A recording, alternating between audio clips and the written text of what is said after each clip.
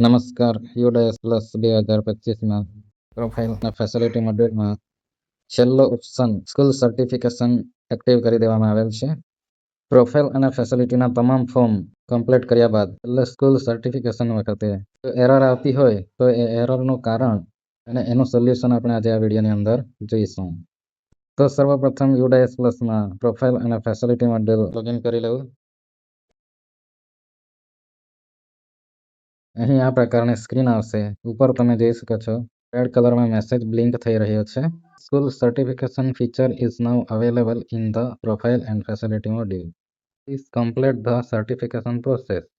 You can watch the tutorial video here. Video પણ આપેલ છે તે તમે જોઈ શકો છો.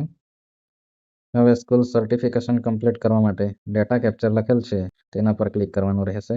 અહીં આ પ્રકારનો લેઆઉટ આવશે. જોઈ શકો છો ઓવરઓલ સ્ટેટસ કમ્પ્લીટ છે. એન્ટ્રી એક્ટિવ છે. સર્ટિફિકેશન સ્ટેટસ રેડ કલરમાં ઇનકમ્પ્લીટ દર્શાવે છે.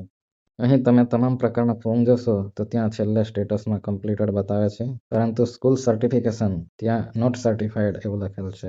હવે સ્કૂલ સર્ટિફિકેશન કરવા માટે સ્કૂલ સર્ટિફિકેશન લખેલ છે તેના પર ક્લિક કરવાનું રહેશે.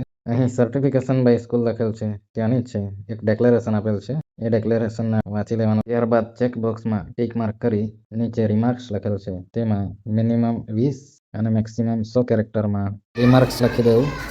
અહીં હું રિમાર્ક્સ લખી દઉં છું.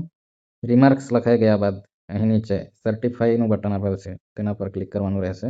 અહીં કન્ફર્મેશન માટે તમને પૂછવામાં આવશે are you sure you want to certify school profile and facility data. ત્યારબાદ કન્ફર્મ બટન ક્લિક કરશો તો તમારું સ્કૂલ સર્ટિફિકેશન કમ્પ્લીટ થઈ જશે.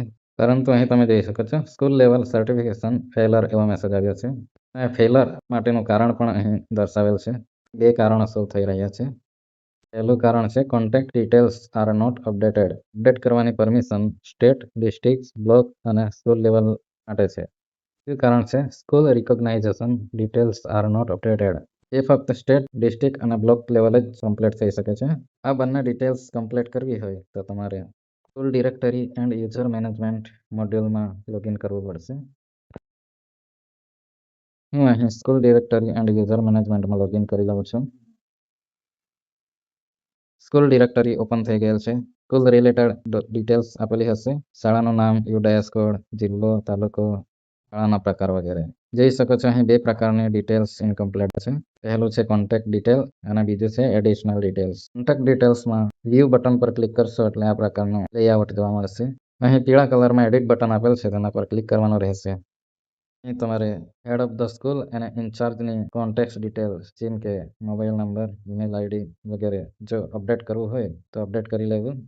શાળાનો mobile number, email ID update કરવું હોય તો તે પણ કરી શકો છો. અહીં હું કેટલીક ડિટેલ્સ અપડેટ કરી લઉં છું. હેડ ઓફ ધ સ્કૂલમાં આચાર્યનું નામ લખી દેવું. અહીં શાળાનું નામ લખેલું હતું. હેડ ઓફ ધ સ્કૂલ ઈમેલમાં પ્રિન્સિપાલનો ઈમેલ આઈડી લખી લેવું.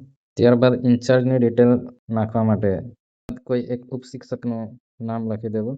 ઉપશિક્ષકનો ઈમેલ આઈડી દાખલ કરી લેવો. મોબાઈલ નંબર પણ તમે દાખલ કરી શકો છો. શાળાનો મોબાઈલ નંબર અને ઈમેલ પણ અપડેટ કરી લેવો. ત્યારબાદ અપડેટ બટન છે તેના પર ક્લિક કરશો એટલે કોન્ટેક્ટ ડિટેલ્સ સક્સેસફુલી અપડેટેડ એવો મેસેજ આવી જશે.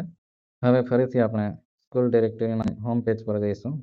અહીં એડિશનલ ડિટેલ્સમાં ક્લિક કરતા જોઈ શકો છો school recognition and updation ડિટેલ્સમાં click કરતા પીળા કલરનું એડિટ બટન દેખાય છે તેના પર ક્લિક કરતા ડિટેલ્સ ઓપન થતી નથી.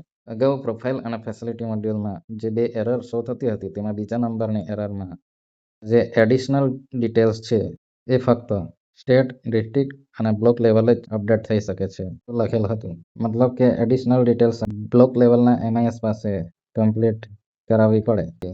જ્યારે એડિશનલ ડિટેલ્સ ગ્રીન કલરમાં કમ્પ્લીટેડ શો થશે ત્યારે જ સર્ટિફિકેશન કમ્પ્લીટ થઈ શકશે. મિત્રો, તમને આ વિડીયો કેવો લાગ્યો? જો વિડીયો પસંદ આવ્યો હોય તો લાઇક, શેર અને સબસ્ક્રાઇબ કરવાનું ભૂલશો નહીં. હવે પછી પાર્ટ 2માં એડિશનલ ડિટેલ્સ કેવી રીતે કમ્પ્લીટ કરવી તેની સંપૂર્ણ પ્રક્રિયા જોઈશું.